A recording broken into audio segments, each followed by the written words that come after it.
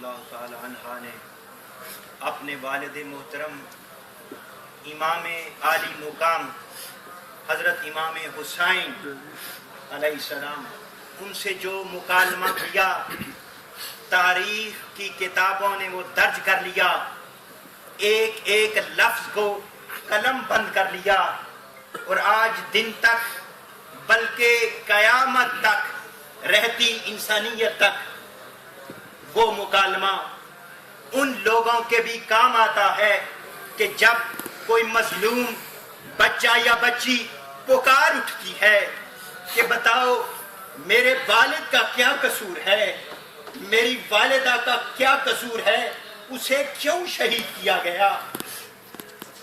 یہ بات بتاتے ہوئے ساتھ یہ بھی بتا دوں کہ اس دوپہر کو جب دو شہادتیں ہوئیں، دو مصطفی کارکنوں کو، عورتوں کو ریاستی دہشت گردوں نے ریاست کے مال سے اٹھائی جانے والی ان بندوقوں سے اور ان جدید اسلحے سے ان کے سینوں کے اندر بلکہ ان کے دماغوں کے اندر گولیاں پیوست کی، اسی وقت ان کی بیٹی پکارتی ہے کہ بتاؤ میری ماں کا کیا قصور تھا، میری ماں کو تم نے کیوں شہید کیا۔ لوگوں یہ ساری چیزیں ریکارڈ میں پڑی ہیں، تم بھی دیکھ سکتے ہو۔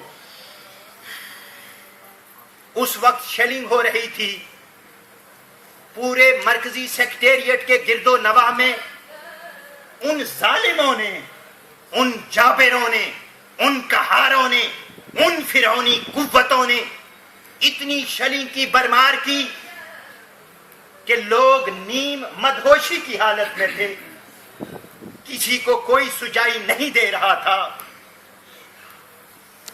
اور یہ بھی مناظر ایک دفعہ نہیں کئی دفعہ آپ نے دیکھے ہوں گے کہ پولیس والے لگاتار گولیاں چلا رہے ہیں، اور وہ گولیاں ہوائی نہیں بلکہ وہ لوگوں کے سینوں کو ہٹ کر رہے ہیں۔ پارلیمنٹ کے اندر بھی پی ٹی آئی کے ممبر شاہ محمود قریشی نے یہ بات 15 منٹ تک بیان کی کہ ارے ہم کس جمہوریت کا، ہم کس ڈیموکریسی کی بات کرتے ہیں کہ ہم نے نہتے لوگوں کو مارا، ہماری حکومت نے ان لوگوں کو مارا جن کے پاس کوئی اسلحہ نہیں تھا۔ ان کا کیا قصور ہے؟ ہاں ان کا یہ قصور ہے کہ وہ اللہ کے دین سے مخلص ہیں، ان کا یہ قصور ہے کہ وہ ملک میں مستفوی انقلاب چاہتے ہیں، ان کا یہ قصور ہے کہ وہ حکمرانوں کو للکارتے ہیں کہ تم اپنی تجوریاں نہ بھرو۔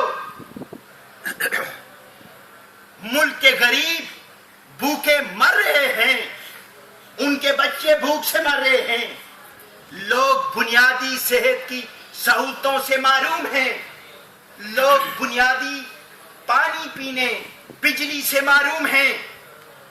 چاہیے تو یہ تھا کہ تم یہ سہولتیں ان کو فراہم کرتے، بجائے اس کے کہ تم یہ کام کرتے۔ تم نے کیا کیا؟ تم نے یزیدی کام شروع کر دیا، تم نے فرعونی کام شروع کر دیا۔ اور جب یہ دکھ کی بات شاعر کی آنکھوں کے سامنے گزری، حضرات محترم، میرے بھائیوں، میرے بزرگوں اور محترم معزز مہمانوں، آپ کی نظر یہ بات کر رہا ہوں، خدا را اپنے شعور کی آنکھ کو کھولیے اور ان چیزوں کو محسوس کیجئے جو آپ کے سامنے پیش کی جا رہی ہیں۔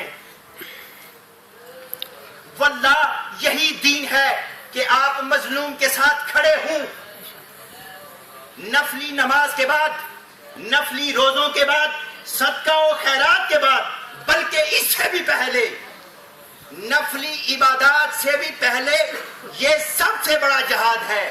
وہ کیا؟ کہ جابر کے سامنے کلمہ حق بلند کیا جائے، ظالم کے سامنے کلمہ حق بلند کیا جائے اور مظلوم کی حمایت کی جائے، مظلوم کا ساتھ دیا جائے، غریبوں کا ساتھ دیا جائے۔ نعرہ تکبیر، اللہ اکبر، نعرہ رسالت، یا رسول اللہ۔ اب یہ بات بھی بتائی دیتا ہوں جو شاعر نے کہی. اور شاعر نے جب دکھ کے اندر، درد کے اندر، انتہائی اذیت اور کرب کے اندر اپنے آپ کو پایا تو اس نے قلم لے کر اپنے دل کے اندر ان ابلتے ہوئے جذبات میں اس کو تر کیا. اور جب وہ تر کر چکا تو اس نے ان الفاظ کو پیپر پر منتقل کیا. وہ کیا تھے؟ وہ یہ تھے کہ رہبرو ہے ہمارے نام نہاد رہبرو، اطاعت یزید کر رہے ہو تم. غور کیجئے، میں آپ کو پھر بلاتا ہوں، میں آپ کو پھر دعوت دیتا ہوں. کس چیز کی دعوت؟ کہ اپنے ضمیر کو جھنجھوڑیے، اپنے اندر کے اس سوئے ہوئے انسان کو بیدار کیجئے اور خود دیکھیے یہ مناظر، گھر جا کر خود دیکھیے اور اس کے بعد خود فیصلہ کیجئے کہ کل روز قیامت کو یہ سوال آپ سے ہونا ہے کہ جب نہتے لوگ شہید ہو رہے تھے، جب غریب لوگ غربت سے مر رہے تھے، جب بچے اسکول نہیں جا رہے تھے، اس وقت تم نے کیا کیا؟ تم نے کوئی جد و جہد کی؟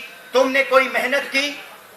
اس سے قبل کہ وہ سوال ہم میں سے ہر کسی سے پوچھا جائے، آئیں ہم تیاری کر لیں اور شاعر کی یہ بات سنیں. شاعر کہتا ہے رہبرو اطاعت یزید کر رہے ہو تم، ہم کو دے کر کربلا، ہم کو دے کر کربلا عید کر رہے ہو تم. ارے اس شام بڑے بڑے محلات میں، رائے کے محلات میں کیا ہوا؟ عید کا سما ہوا اور وہاں پر یہ ڈسکشن ہوئی کہ ہم نے طاہر القادری کی طاقت، اس کے مرکز کو تباہ کر دیا.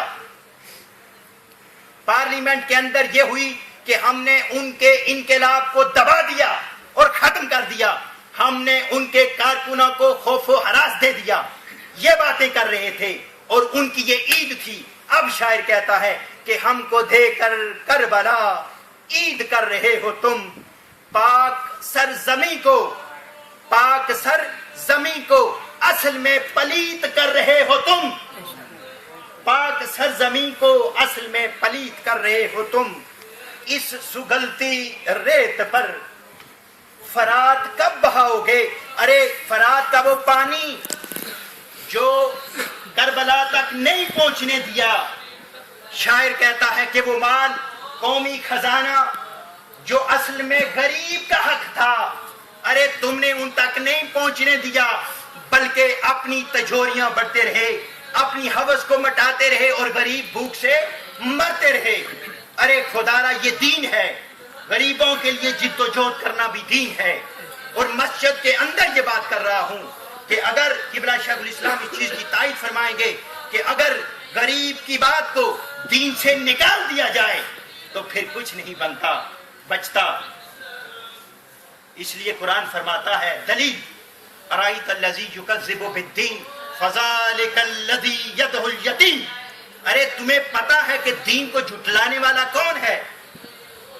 سوال قرآن کر رہا ہے، ساتھ جواب بھی قرآن دیتا ہے کہ ارے دین کو جھٹلانے والے اصل میں وہ ہیں جو غریب کی معاشی کفالت کے بارے میں نہ سوچتے ہیں، نہ پلاننگ کرتے ہیں، نہ ان تک وہ سہولتیں فراہم کرتے ہیں. یہ قرآن بتا رہا ہوں. آپ میں سے ہر کسی کو دعوت ہے کہ خود گھر جا کر سورۃ الماعون پڑھ لے، ترجمے اور تفسیر کے ساتھ پڑھ لے. آخر میں کچھ شعر، اس سگلتی ریت پر فرات کب بہاؤ گے، ورنہ مر کے اس زمین سے بوجھ کب ہٹاؤ گے. اور پھر شاعر کہتا ہے بے بسوں کی سانس میں دراڑے ڈالتے ہو تم، بے بسوں کی سانس میں دراڑے ڈالتے ہو تم، سوچ سوچ نفرت کی آگ پالتے ہو تم. نفرت اور بغض اور دہشت اصل میں نیچے سے نہیں آتی، یہ اوپر سے آتی ہے. کب؟ جب لوگوں کو انصاف نہیں ملتا، جب لوگوں کو ان کے معاشی حقوق نہیں ملتے، تب لوگ یہ سوچے اور خیال کرتے ہیں. پھر شاعر نے کہا کہ تاج و تخت لے کر ہم پہ دکھ اچھالتے ہو تم نے تاج بھی اپنے پاس رکھ لیا, تخت بھی رکھ لیا, اور سارا کچھ تم نے اپنے گھر کے اندر سمیٹ لیا. ارے ذرا غور کیجئے, کیا آج کے حکمران اپنے گھر میں ساری چیزیں نہیں رکھے ہوئے؟ بڑے سے بڑا عہدہ بھی ان کے اپنے گھر میں, اس سے چھوٹا عہدہ بھی ان کے اپنے گھر میں. ارے شاعر یہی تو کہہ رہا ہے کہ اگر تم حکمرانی کے سارے عہدے اور منصب اپنے گھر کے اندر رکھو گے تو کیا ہوگا؟ غریب عوام بھوک سے مریں گے نہیں تو اور کیا کریں گے؟ ایک اس پر شاعر پھر کہتا ہے کہ اصل میں تم کون ہو؟ اصل میں تم قوم کے شکاریو, عالمی بیکاریو. خون خار شیر بھی جب جنگل میں جاتا ہے تو کیا کرتا ہے؟ وہ شکار کرتا ہے. ارے وہ منظر بھی دیکھو اور پھر ماڈل ٹاؤن کا یہ سانحہ بھی دیکھو. میرے دوستو, میرے ساتھیوں, میری تحریک سے وابستہ دوستو, آپ کو صرف یہی پیغام دے رہا ہوں کہ خدا را اپنے اندر کے مردہ انسان کو یا نیم زندہ انسان کو بیدار کیجئے اور اپنے اندر وہ چیزیں محسوس کیجئے جو آپ کو ٹیلی ویژن کی سکرین دکھا رہی ہے. وہ کیا کہ قوم کے شکاریوں, عالمی بیکاریوں, کہ تم عالمی سطح کے بیکاری ہو, قرض لون لیتے ہو, فنڈ لیتے ہو اور کیا کرتے ہو؟ کیا تم قوم پر لگا رہے ہو, عوام پر لگا رہے ہو؟ نہیں, بلکہ تم تو اپنی تجوریاں بھر رہے ہو. شرم کب کرو گے؟ شرم کب کرو گے؟ کب یہ غیرتیں جگاؤ گے؟ شاعر ان کو للکارتا ہے کہ کب تمہیں شرم آئے گی کہ جس قوم نے تم کو تخت دیا, جس قوم نے تم کو تاج دیا, بدلے میں تم نے انہیں کیوں ظلم و ستم کا راج دیا؟ کب سمجھو گے, کب سوچو گے کیوں لوگ یہ آہیں بھرتے ہیں, کیوں لوگ یہ آہیں بھرتے ہیں؟ ہے عرض وطن کے غدارو, ہم تم سے بغاوت کرتے ہیں اور وہ بغاوت پر امن ہے. ابھی قبلہ شیخ الاسلام پاکستان نہیں پہنچے, لیکن پاکستان عوامی تحریک, منہاج القرآن کے اسکالر اور بزرگ درویش لوگ پکڑے جا رہے ہیں, چن کے پکڑ رہے ہیں. کیوں؟ اس لیے کہ وہ اس بغاوت سے ڈرتے ہیں جس سے ان کے باطل کے حیوان لرزا رہے ہیں, ڈگمگا رہے ہیں. شاعر کیا کہتا ہے کہ شرم کب کرو گے, کب یہ غیرتیں جگاؤ گے, ورنہ مر کے اس زمین سے بوجھ کب ہٹاؤ گے؟ کہ تم تو زمین پر بوجھ ہو, تمہاری وجہ سے کسی کو کوئی نفع نہیں, عوام کو کوئی فائدہ نہیں. پھر فرمایا, شاعر کہتا ہے تم کرو تجارتیں. کیا شاعر نے غلط کہا؟ شاعر کہتا ہے تم کرو تجارتیں سیاستوں کی آڑ میں, ملک چیختا پھرے قوم جائے بہاڑ میں. ملک چیختا پھرے ملک جائے بہاڑ میں. جب یزیدی فوج حضرت امام حسین علیہ السلام کو شہید کر چکے اور وہ دمشق کے بازار تک قرآن سناتے ہوئے پہنچے, اس وقت تک مکہ المکرمہ, مدینہ المنورہ اور عرب کے دیگر علاقے میں کیا پکار تھی؟ منبر رسول پر خطیب اعظم, امام اعظم اور باقی اسکالر وہ کیا کر رہے تھے؟ وہ حسین کی حمایت کر رہے تھے اور یزید پر لعنت بھیج رہے تھے. یہی کام ہم کر رہے ہیں. موجودہ یزید کا چہرہ کھول کے عوام کے سامنے پیش کر رہے ہیں اور مظلومہ کا ساتھ دے رہے ہیں, زبان سے, دل سے, ذہن سے اور مال سے, انشاءاللہ. اب میں دعوت دیتا ہوں خطاب کے لیے ہمارے خصوصی مقرر اور اس محفل کی جان اور ہمارے علاقے کی روحانی ہستی جن سے بچہ بچہ واقف ہے اور وہ قبلہ شیخ الاسلام کے بارے میں بڑی محبت اور عقیدت بھی رکھتے ہیں اور ان سے دلی وابستگی بھی رکھتے ہیں اور وہ شاعر بھی ہیں. اور مجھے یاد ہے لاسٹ ٹائم جب انہوں نے اپنی نظم اور اپنے شعر پیش کیے اور اپنی تقریر بھی پیش کی اور اپنے خیالات کی ترجمانی کی تو لوگ دنگ رہ گئے کہ قبلہ پیر صاحب کا سلسلہ تو نقش بند سے ملتا ہے، لیکن وہ قادری سلسلے کے بزرگ کو مجدد کہہ رہے ہیں. لوگ حیران رہ گئے. اور یہ بھی بتا دوں کہ قبلہ شیخ الاسلام ڈاکٹر محمد طاہر القادری وہ واحد ہستی ہیں جنہوں نے علم کے میدان میں کام کیا تو 1000 سے زائد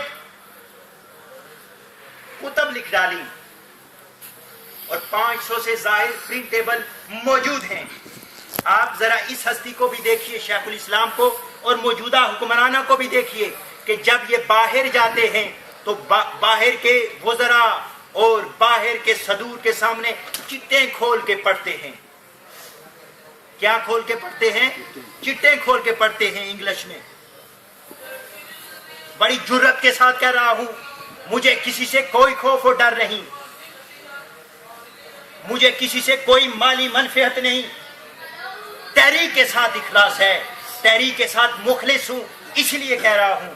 ایک طرف قبلہ شیخ الاسلام نے 610 سے زائد منہاج القرآن ماڈل سکول پاکستان کی قوم کو دیے، اور صرف یہی نہیں یونیورسٹی دی، اور صرف یہی نہیں بلکہ تربیت یافتہ پرامن لوگ دیے. ایسے پرامن لوگ کہ جو 4 راتیں دی چوک میں بیٹھے رہے شدید سردی میں اور کسی گملے کو بھی نقصان نہ پہنچائیں، کسی بلب کو بھی نہ چھیڑیں. ایسے پرامن لوگ، جب ان پرامن لوگوں پر گولی چلاؤ گے تو کیا ہوگا؟ ان کا کیا ری ایکشن ہوگا؟ آپ سوچ رہے ہیں. اب میں قبلہ پیر صاحب سے درخواست کروں گا کہ وہ اپنے خیالات کا اظہار سانحۂ ماڈل ٹاؤن کے حوالے سے کریں کہ کس بربریت کے ساتھ اور کس ظلم کے ساتھ یہ واقعہ پیش آیا.